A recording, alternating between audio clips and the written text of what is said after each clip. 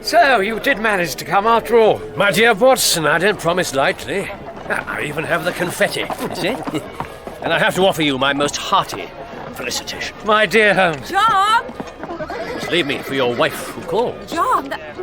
Yes, sure. The only selfish action in our whole association that I can recall. But give you time, eh? Mr. Holmes! Mrs. Watson, sincerest congratulations on this happy day. Thank you, sir. I know my husband would have been sorely troubled not to have seen you. Shall you be coming to the wedding breakfast, Holmes? Alas, no. Oh. I'm sorry. A case? John? Well, we shouldn't keep the carriage waiting. Yes, I relish the chance to practice my throwing action. My love. We shall see you on our return then, Holmes. From your honeymoon. Where are you going? We must expect you, Mr. Holmes, to deduce that for yourself. Bon voyage, Watson! Mrs. Watson!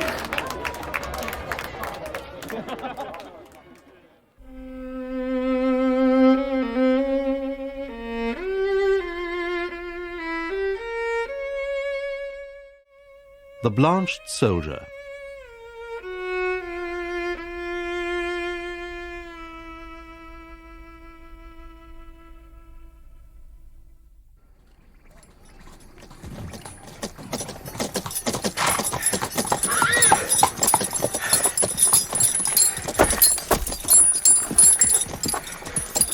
You said the corps was over that way, Baldy. Yes, so I did. Don't seem to be now, though, do they, Simpson? Some way behind us, I reckon. Hoofed it back to Pretoria and safety, I shouldn't wonder. Anderson. Corporal? Take a turn back over our tracks. See if you can find them. Tell them to get a move on. The enemy isn't likely to wait about for us to catch him up. No sooner said than done, sir. Oh! Down, Simpson! Get down! Can you see them? Not a thing. Kruger's friends know this broken veldt ground too well. Tell that to Anderson. He knows it by now. Too well. We'll lose the horses in a second if we don't move quick. You'd be mad to chance it, Emsworth. If we keep to cover, we can wait till the rest come Wait for the enemy to pick us off at leisure? Not likely, Baldy. You with me? Brave man. You go first. I'll give you a covering fire. All right. Good luck. Good luck yourself. Here goes nothing, then.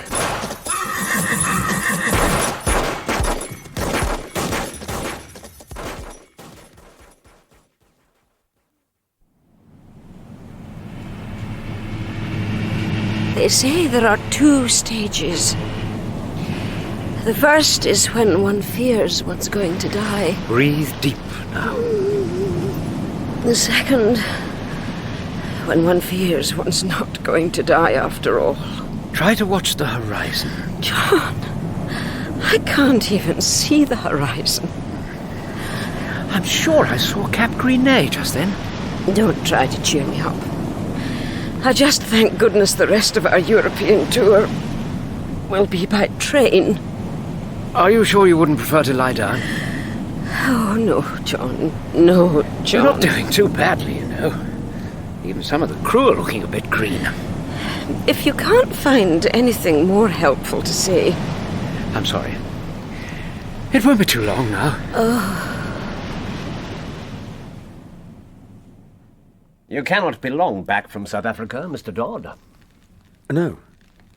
No, sir, a matter of a couple of months. You had a satisfactory war. That is, I survived it, Mr. Holmes. You were in the Imperial Yeomanry, I perceive. I was, yes. Middlesex Corps, no doubt. You must be some kind of wizard, Mr. Holmes. On the contrary, I've lately been active in the exposure of a charlatan shaman of the utmost depravity. The Turkish business, I read of it. Yes, the newspapers favoured my involvement with their usual lack of accuracy. Your own, though, sir, is astonishing to me. You see everything. I see no more than you, Mr. Dodd. I notice what I see, that is all. You have a tan upon your face that an English sun could never give, a handkerchief carried in the sleeve instead of the pocket. With your bearing, that marks you as an army man. So the late war gave you South Africa, I see that. Not the kind of a riding man, but your beard shows that you are not in a regular regiment. And as to Middlesex Corps, your card here has already told me that. In what way? You're a stockbroker, sir, from Throgmorton Street. What other regiment would you have joined? And so, What's been happening at Tuxbury Old Park? This is clairvoyance, Mr. Holmes. Well, no doubt I could make you believe that, but I so unscrupulous as the Sultan's shaman, but there is no mystery. Your letter was on headed writing paper from Tuxbury Old Park. Of course. And by the pressing terms in which you wrote, it was clear that something both sudden and important had happened. By God, sir, you have made a most damnable intrusion into the privacy of my family. Colonel Emsworth, I am sorry The that matter you should will take... not bear discussion. You were here, Mr. Dodd, as a guest in my house. You abuse my hospitality and have become a spy upon my family. That is less than justice, Colonel. Indeed it is, sir. And you shall leave as soon as there is a train. Oh, damnation, there's none tonight. Believe me, if there were, you would be on it. I regret you should misconstrue in this way. There is a London train at 8:30 in the morning. The trap will be at the door at 8. I want you to know, Colonel I Emsworth... have nothing more to say to you, sir, save that I have no wish ever to see you again. I have no intention of being intimidated, sir, by anything you may say or do. You call me a spy. It is you who have made me so, by lying to me. If I see you here after tomorrow without my leave, I shall be within my rights, Mr. Dodd, if I use violence. I warn you. I shall get to the bottom of this. And I warn you, sir, come back, and I'll shoot you. By God, I will! He's a hard nail, is Colonel Emsworth. The Crimean VC. Yes, the greatest martinet in the army in his day. And it was a day of rough language, too. And so he kicked you out. That was what it amounted to. I can tell you, Mr. Holmes, I couldn't have stuck him at all if I hadn't been there for Godfrey's sake. Perhaps you care to explain. I'd got into the way of supposing you knew it all without being told. Even I cannot work without the facts, Mr. Dodd. Well, then. You were quite right, of course, that I'm lately from the war in South Africa. Godfrey Emsworth was my mate almost from the moment I joined the squadron. My mate. That means a good deal in the army. He is Colonel Emsworth's son? Only child. The same fighting blood as the old man, too. We were the sort of pals who... Well, you can only be that when you share the same joys and sorrows. When you're mates, really. Go on. The Boer gave us a year of hard fighting. Then one day there was an action by Diamond Hill, outside Pretoria. Here goes nothing, then. Come on, boy. Like the wind.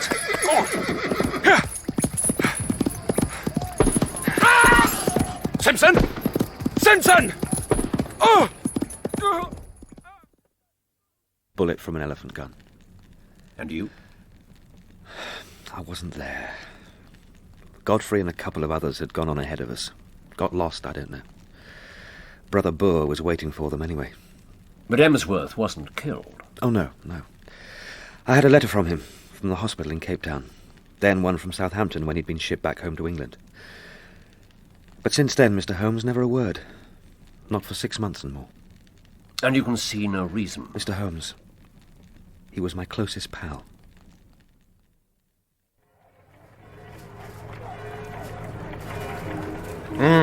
Bellamy. We could see that this evening. What is it, John? It's, a theatrical spectacle. I did manage to construe that from the poster. It's from Maupassant's novel. Wasn't that meant to be rather daring? Not for Paris. I think I'd rather not, John, if you don't mind. Tea, then? There must be somewhere close. I don't know. We seem to be a little out of the way. But then, having seen all that we have, I don't really know where we're meant to go next. It looks as though if we just go a little further down here, see? The Quai des Orfèvres. Is that where we are? Yes. I wondered why we just happened along here. And that building is it. Is it? I merely wanted to see. Can I really have married a man who would sniff when he viewed the Sacré-Cœur and call the Eiffel Tower clever? Well, it is. And this man would then walk half across the City of Light in order to gaze upon the Central Criminal Police Station. It is a very famous building, you know. Sean. I know. Mr. Sherlock Holmes has got a lot to answer for. Well, he's your friend. Yes. But you're my wife. that's a cafe. Come on.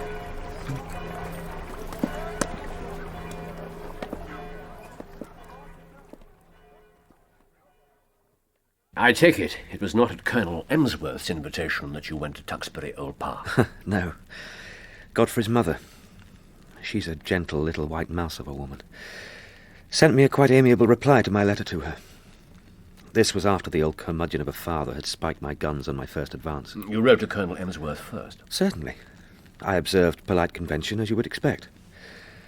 When the war was over and we all got back, I wrote to Godfrey's father and asked where and how my closest pal was. I'd been meaning to do it for 6 months, after all. But I got no answer. You're certain the Colonel received your letter? Oh, yes. It was pure discourtesy on his part, but I half expected that from what Godfrey had said of the old man. Father and son did not always agree. Hardly ever, I should say. Godfrey had far too much spirit to stand the Colonel's bullying ways. I waited a bit, and then I wrote again. This time you had a reply? Short, gruff. Godfrey had gone on a voyage round the world, not likely to be back for a year. That was all? Well, I wasn't satisfied, Mr. Holmes. Godfrey wouldn't drop a pal like that. The whole thing seemed damned unnatural. So you wrote to my wife, sir? I was going to be in the neighbourhood, Colonel, on business. In the neighbourhood? When we're 5 miles from anywhere? You surprise me. I have business in Bedford, sir. I thought I have a certain amount of interest which I might tell Godfrey's mother, of our shared experiences in South Africa. Oh, yes. We have, of course, only your word for that. I have Godfrey's letters to me, sir. On your person, sir? In my pocket, sir. Kindly let me see them. Do you not find it natural, Colonel Emsworth, that I should wonder at Godfrey's sudden silence on his return to England? Or that I should wish to know what has become of my friend? I have some recollection that I've already corresponded with you, sir. That you already know what has become of my son. His health was in a poor way when he returned from the Cape, having been gravely wounded in an action at which his solicitous friends were not present. That is less than fair. His mother and I were both of the opinion that Godfrey was in need of complete rest and change of air. And that is the reason for this voyage around the world. As you have been informed already. Why, so I have, Colonel. I would be obliged, sir, if you would have the extreme goodness to pass on that explanation to any other of his closest pals who may be interested in the matter. Certainly I shall do that, Colonel. Perhaps you would be kind enough to let me have the name of the steamer on which Godfrey has sailed, together with that of the shipping line and the date of his departure, so I may have the opportunity of getting a letter through to him. Mr. Dodd, many people would take offence at your infernal pertinacity. You must put it down to my very real love for your son. Nevertheless, your insistence reaches close to the point of damned impertinence. Am I to take it that you will not tell me where Godfrey is? I will tell you this, sir. Your meddling can serve no useful purpose. Perhaps I should be the judge of that. Drop these inquiries, Mr. Dodd. Clearly, you do not intend to heed the Colonel's advice. Would you, Mr. Holmes? Perhaps not. No, perhaps about it in my case. I vowed from that moment I'd never rest until my friend's fate had been cleared up. And you cast that in Colonel Emsworth's face? I hope I'm better as a friend than as an enemy, Mr. Holmes. No, for Godfrey's sake, I knuckled under for the time being. And eventually the Colonel accepted he couldn't really throw out a guest his wife had invited fair and square to stay the night. Well, he has some social graces then, at least. But it was a dull dinner we had that evening, I can tell you. Mrs. Emsworth questioned me eagerly enough about her son, of course. But you learned nothing from her? Not with the old man present at table. How did the Colonel react to your stories? Depressed. Morose. To be honest, I think he hardly listened. Yet you were speaking good of his son. For a time. But I made an excuse to get to bed as soon as I decently could. My room was on the ground floor. Large, bare, and as gloomy as the rest of Tuxbury Old Park.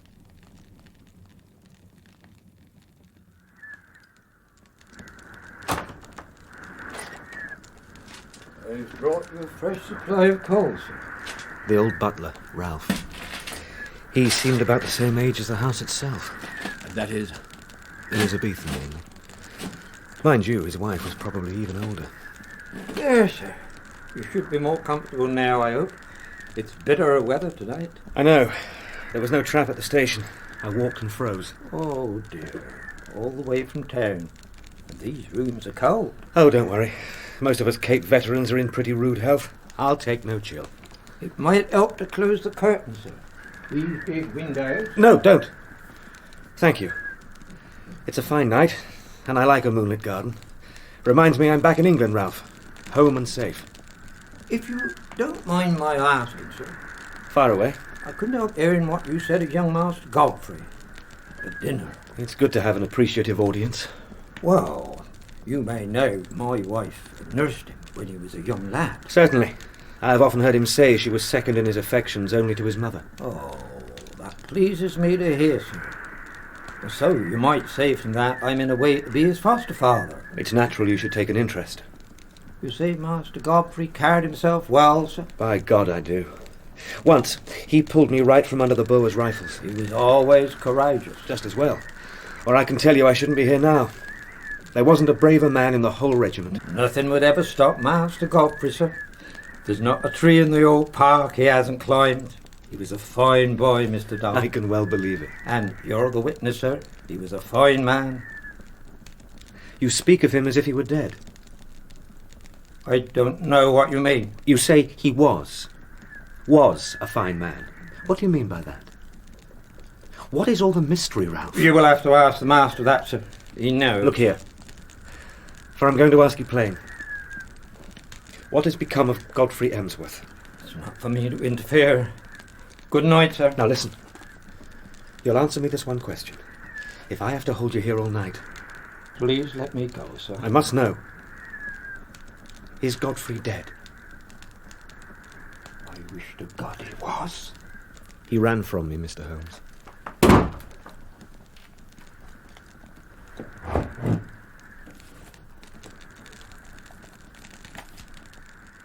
I was in no very happy state of mind.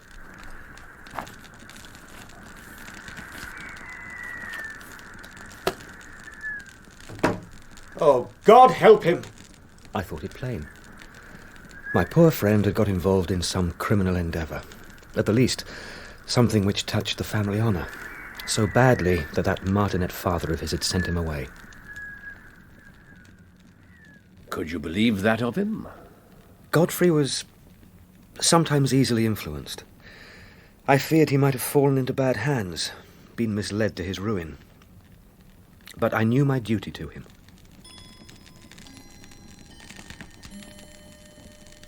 I spent some time pondering how to proceed. I was anxious, restless. I got up.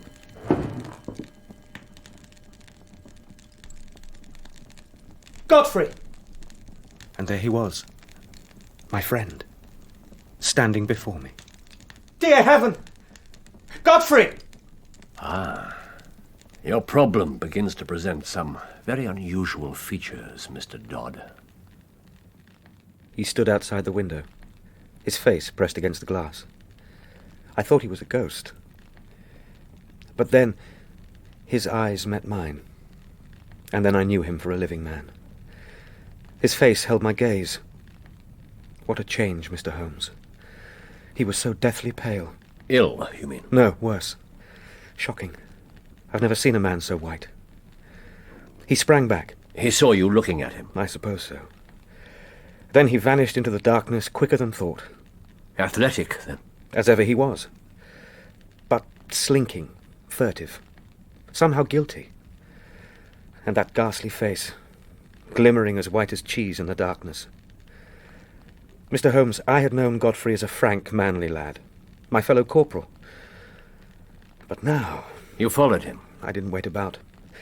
When you've been soldiering a year or two out in the Cape Province, you learn to keep your nerve and act quickly.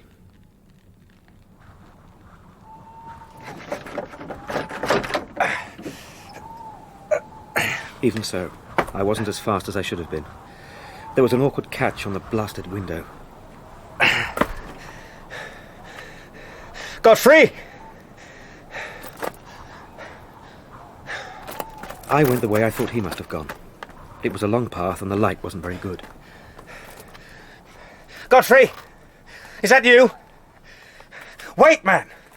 Wait for me! I thought I saw something moving ahead of me, so I tried to follow that, but... Godfrey! Oh, it's no good. Damn it! When I got to the end of the path, it split every which way, to any number of outhouses all over the park. Get the breath now. Hold it. I heard it distinctly. And it wasn't from the house behind me either. I knew then what I'd seen, Mr. Holmes. No vision. No ghost. And the door you heard close? That was one of the outhouses. But which one? How could I tell? What did you do then? Well, what more could I do in the darkness? You went back to your room. And I spent an uneasy night there, I can tell you. Next day, I practiced my wheedling arts upon the old colonel. He was less than keen to allow me another night's imposition upon his hospitality. But you persuaded him. I had to enlist Godfrey's mother to intercede for me. The old curmudgeon gave in to her eventually. Though it was touch and go, I should say. Once it was agreed that you should stay, did they leave you to your own devices? Yes. Mrs. Emsworth remarked there were some places of interest in the neighbourhood. So I strolled out that morning in search. And you found what? I found I got no further than the end of the garden, Mr. Holmes. There was one lodge there of some size. For a gamekeeper or a head gardener, it might be. Inhabitable, then? Well, it seemed a likely place to start. I strolled up carelessly. And then there was this man. Not a gardener. Not at all the gardener type, Mr. Holmes. Small, brisk, bearded, black coat and bowler hat. Good morning to you, sir. Are you a visitor here, sir? Certainly. A friend of the family. Well, in particular, a good pal of Godfrey Emsworth. Army chum, you know. Ah. A pity he should be away on his travels. Quite so. Yes, shame. He would have been more than glad to see me. No doubt you will renew your visit, sir? No doubt. I hope at some more propitious time.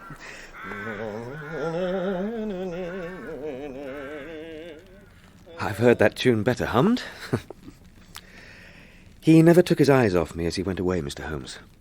To me, he looked frankly guilty.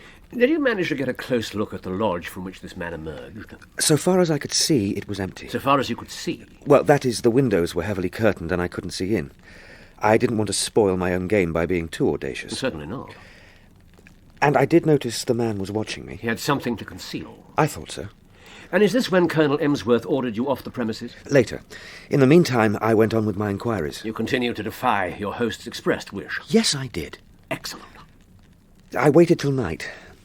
Once the old park was quiet, I slipped my window catch and went back to the mysterious lodge. I was in luck this time.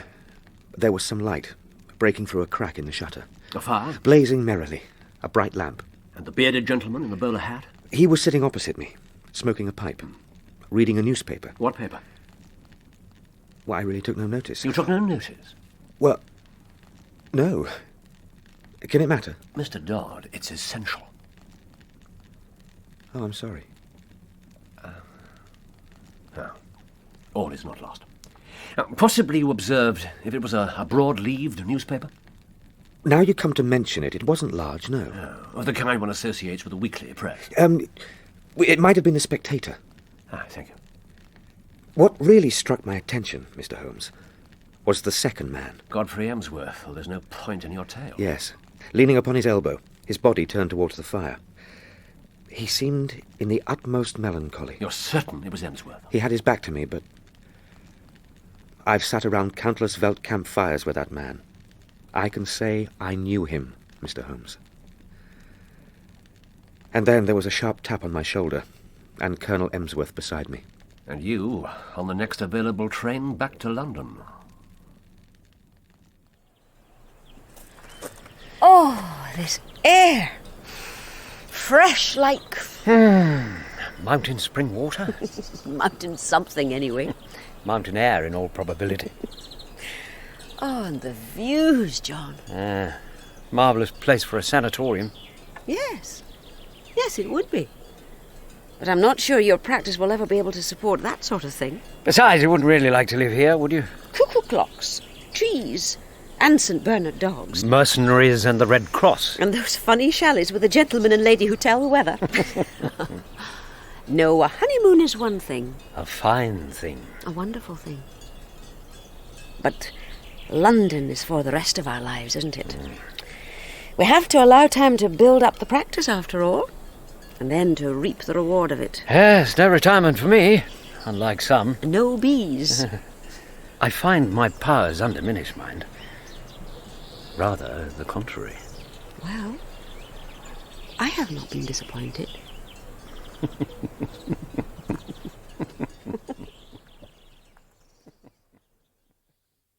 It can be a thankless business, investigation. That's why I have turned to you, Mr. Holmes. Well, you were right to do so. I'll go back with you to Bedford, I think. Colonel Emsworth has expressly forbidden me to return. I've been shown the door at many a better place than Tuxbury Old Park, Mr. Dodd. And I'd be interested in seeing how bellicose is the Colonel after I've had a word with him. Now, you say there are only 2 servants in the house. To the best of my belief, the butler and his wife. And no servant in the detached lodge where you believe Godfrey Emsworth's hidden. Well, unless the little man with the beard. But he seemed to be quite a superior person. Yes, and that is very suggestive.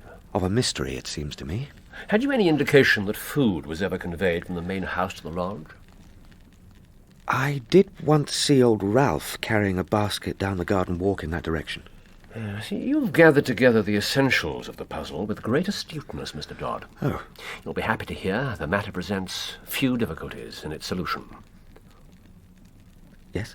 I'll meet you at 9:05 on Monday morning at St. Pancras Station in plenty of time for the down express to Bedford.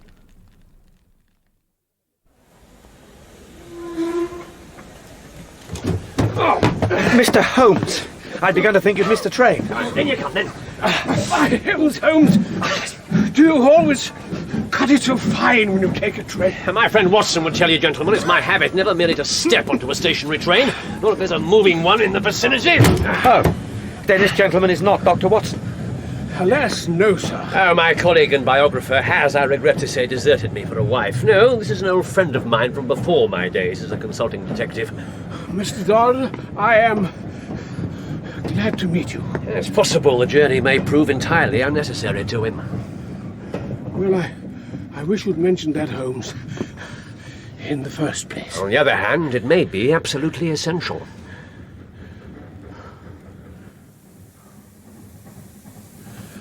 You say you saw your friend's face quite clearly at your window, Mr. Dodd. Well, his nose was pressed against the glass, and the lamplight from my room shone full upon him.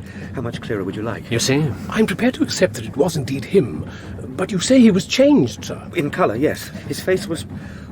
I don't quite know how to describe it. White as cheese, I think you said? Yes, almost. A kind of fish belly whiteness. It was bleached. You say fish belly white, like scales? Well... You see, no difficulty, really. You didn't notice his hands by any chance? No? Pity. Look, gentlemen, if you have solved this mystery, I'd be grateful that you should let me know. I've hardly slept for a week for worrying about Godfrey. Well, to be candid with you, Mr. Dodd, there remain 1 or 2 details to be cleared up. Details? The most interesting parts of the case, sir, are always the details.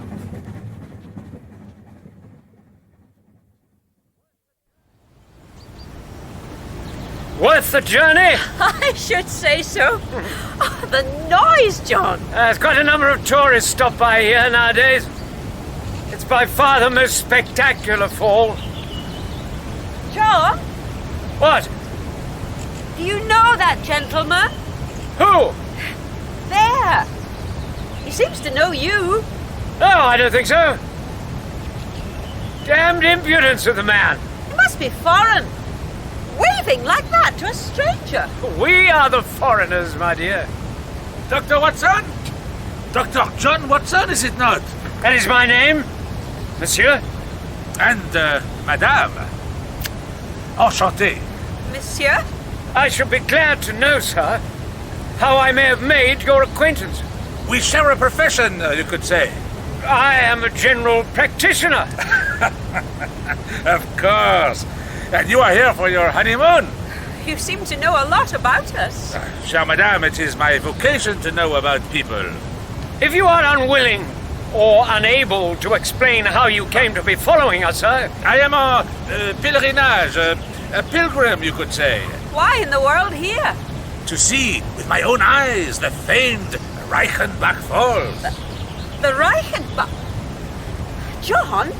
Which your husband, madame, has done so much to make famous. These are the Reichenbach Falls? Yes. You see where my admired confrère struggled with the infamous professor to fall, apparently, to the death of both of them. Did you think I wouldn't find out? I was about to tell you. It is the most wonderful place, Doctor. Do you think I would mind? And it is exactly as you have described it. I can hear you now cry, Holmes, Holmes! Oh! I wanted to lay a ghost. And there was no answer above the water's roar. It was brilliant. And by chance to meet you, Doctor.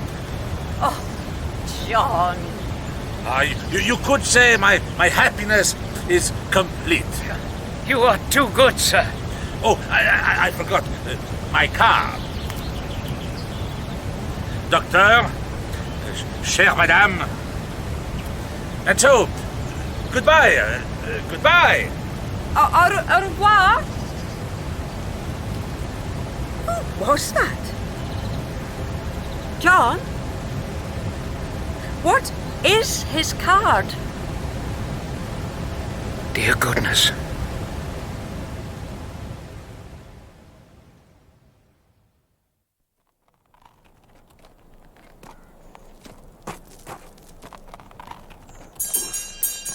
I'll wait, Holmes. We'll send for you. Don't want to be a burden, you know. He means he wants to sleep, Mr. Dodd. Good morning, sir. Why, Mr. Dodd? Ralph, this is Mr. Sherlock Holmes, the consulting detective. We wish to see Godfrey Emsworth. If you'll have the goodness to wait one moment, gentlemen. Do you garden, Ralph? I beg your pardon, sir. Your gloves? The cold. Of course. If you would care to step into the hall. Thank you, Ralph.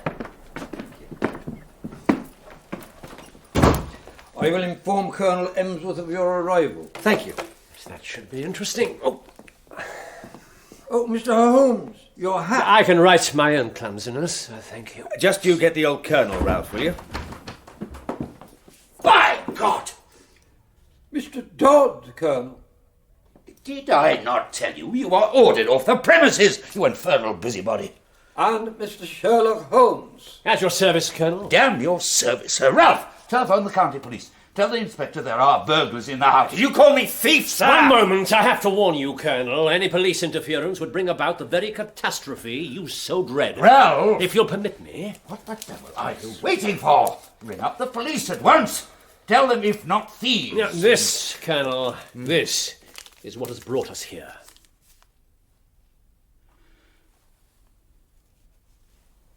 How did you know this?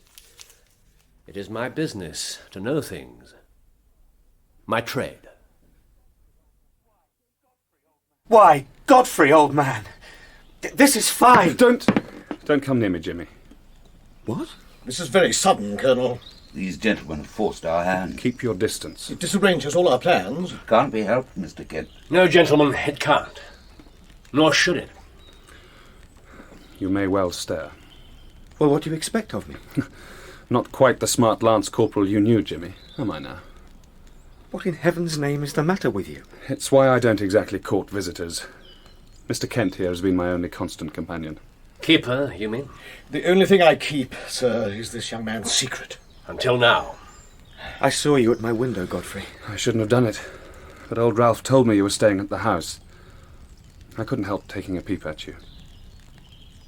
My friend. How did you come to this condition, Mr. Emsworth?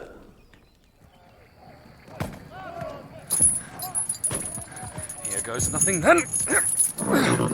Come on, boy. Like the wind. Go on.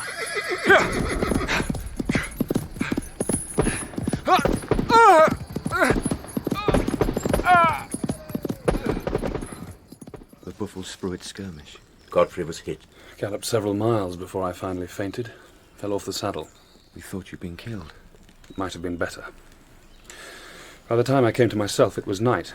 And cold, I'll warrant. That kind of numb cold. Deadly. Sickening. I roused myself up, and then I saw this house, close behind me.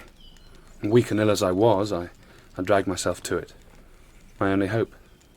There was a big room, several beds in it, like a barracks. And so you slept? Lucky to survive so far. When did you wake? Morning. And instead of coming into a world of sanity, it was as if I'd wakened into a nightmare. I was in a great, bare, whitewashed dormitory. There was a man in front of me. Small, dwarf-like, with a huge, bulbous head. It was his hands. He was waving them about in excitement. Horrible. Like brown sponges. Deformed. It is often thus. And how can that be? Godfrey? He wasn't alone. Behind him stood a whole group. Seemed intensely amused at it all. Oh, but not me. For not one of them was a normal, whole human being. Horrible. Every one of them was twisted, or swollen, or disfigured in some awful way. And their laughter. My God. Yes. It was a leper hospital, Jimmy. And you? And I had slept in a leper's bed. Don't touch me, Jimmy. My God. I hoped against hope. But I was not to escape. As you see. And so you conspired to avoid the consequences. Segregation for life, amongst strangers. Never a hope of release. Sir, this is my son. You may say I was lucky. Lucky? I was home, in this lonely house. We had Ralph and his wife as our only servants, whom we could utterly trust. This lodge where I could live. And Mr. Kent here was prepared to stay with me. Under pledge of secrecy. But so much now for that. My God. And will you then, Godfrey, be dragged to your doom? All through my determination to seek you out? You're not to blame, Mr. Dodd. I would not have forced your hand thus, Colonel Emsworth. But when I wrote, rather than spoke, the word leprosy, it was to indicate to you that my discretion could be trusted. And who knows, but good may come of this exposure. How can any good come of it? May I ask, Mr. Kent, if you're an authority on this complaint? I am a surgeon, sir. I have the ordinary knowledge of the educated medical man. I don't seek to doubt your competence, sir, but perhaps you may permit of a second opinion. If you have a specialist in mind. But look here, if this second opinion forces us to segregate, Godfrey, I'd rather not have it at all. You need have no fear of that. In the carriage is waiting a friend of mine, a specialist in the field of tropical disease, in whose discretion you may trust as completely as in my own. You may have heard of him, Mr. Kent. Sir James Saunders. Heard of him? The most distinguished... So that's who he is. Oh, I shall indeed be proud to hear his advice. Please ask Sir James in, Mr. Holmes. Our secret is out in any case. What greater knowledge can hurt us now?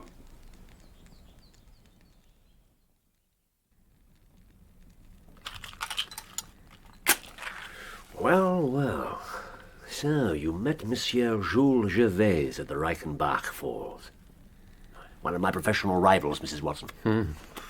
One of many. But a good one. On pilgrimage, eh? We all were, Mr. Holmes, though we didn't necessarily know it at the time. You flatter me. No, Holmes. We merely render unto Caesar.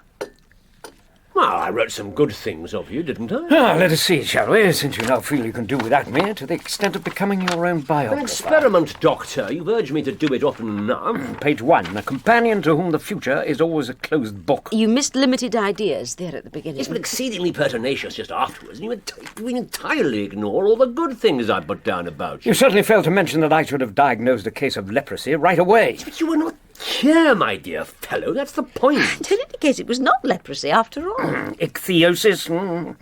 I can recognise pseudo-leprosy as well as Sir James Saunders and Holmes here on page 44.